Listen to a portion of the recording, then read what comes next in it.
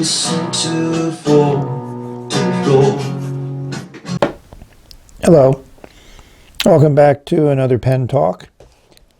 I haven't done any vintage for a while, and a good friend of mine who's been very generous with sharing some of his pens with me expressed an interest in exploring some vintage, so I suggested I put together a Franken pen for him.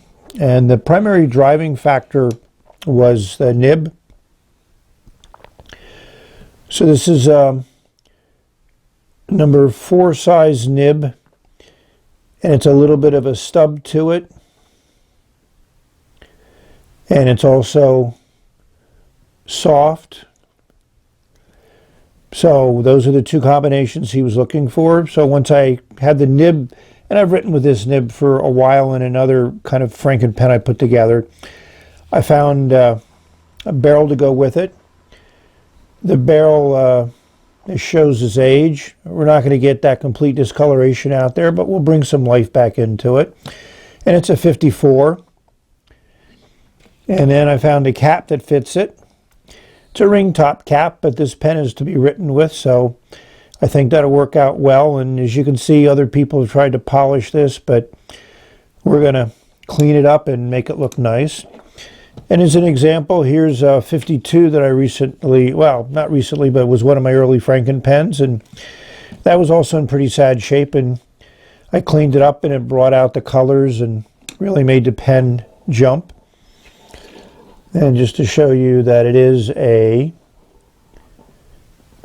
52.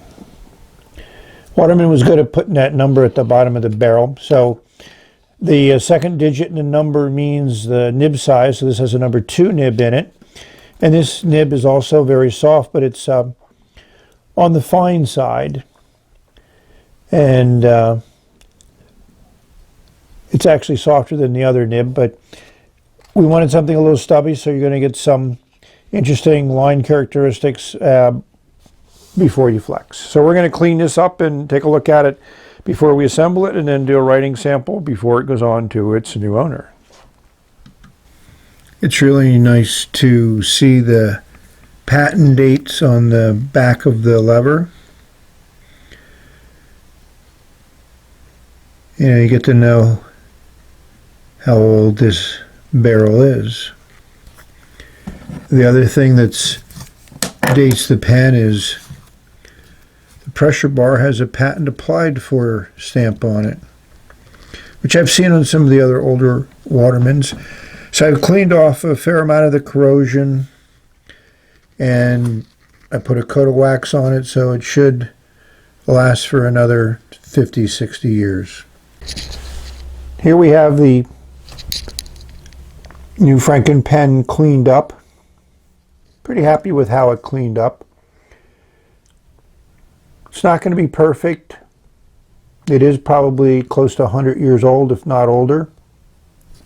But it now feels nice. The color is a little bit more even. The corrosion is a lot of it's gone. This ripple cap came out really nice. The band still has some major corrosion on it, but I've smoothed it out as well as I can, so it's functionally okay. And I found a number 17 ink sac, which fits well, and that's been glued on with my trusty wood glue, and then shellac at the end there to do a final seal. So that takes about 24 hours from start to finish for that to work out. If you look at how that bladder is going to fit in there, that's going to be a good fit, and it's going to hold a fair amount of ink, so that's really nice. So part of the process of inserting the bladder is we put some pure silicone talc on it. That way it goes in clean and hopefully minimizes any potential moisture issues which might be in there. As you can see, it slides in easily. I always slide it in with a little twist so it goes in as straight as possible. And I'm going to line up the nib with the filler bar. That's what I like to do. That fits just right. That fits nice, so I'm very happy with that. So next thing we're going to do is ink this up and see how it writes, and if it writes as well as I remember it writing, it should be a nice pen. The pen is finished. It's assembled. The bladder is inside. So we're just going to do a little twirl by. I'm pleased with how it came about from putting together a bunch of parts. It cleaned up nicely. It should last for quite a while. Yeah, that's the fun part about these pens. They've lasted for a long period of time and they'll continue to last. So it's now fully assembled. It fits nicely in the hand. The 54 is bigger than the 52, so it's a little bit larger. It posts nicely and securely, and it doesn't really change the balance much. You can write with it either posted or unposted, but the combination of the ripple cap and the black body I think is nice. You know, it's gold and silver trim. That's one of the things that you get when you put together a Franken pen like this. I felt there was only one ink to put in it. This is an excellent sepia ink from Rohr and Klinger. These were on sale at one time, and I picked up as much as I can. This one I got from Anderson Pens at a pen show because the sepia one sells out quite quickly.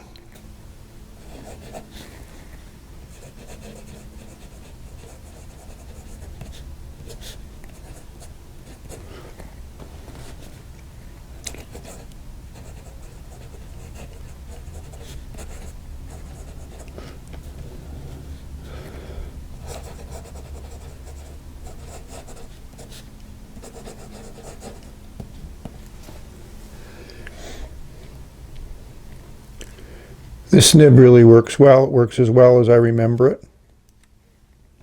The nib is actually from a Commando pen from the 40s, and it fits into this pen from the 20s very well. It is, as usual, a very wet writer, which Watermans spoon feeds are known to do. And the horizontal strokes are pretty fine, and the vertical strokes can be quite wide. So this pen works exactly the way I like it to. I've been through one filling of the bladder. You know, it's one of the things about these pens is they are going to, you know, require filling if you write with them a lot because of the amount of ink that they put down. But that's the fun part, you know. And it does put down a nice amount of ink. Just a very nice sepia color, decent amount of shading. This Fabiano paper is quite absorbent, so you're not going to get the same type of shading that you would get on Toma River papers. Hopefully you've enjoyed seeing another pen be resurrected. Thank you for watching. And may you all have great writing experiences. Explore the wonderful world of pens, inks, and paper. Bye.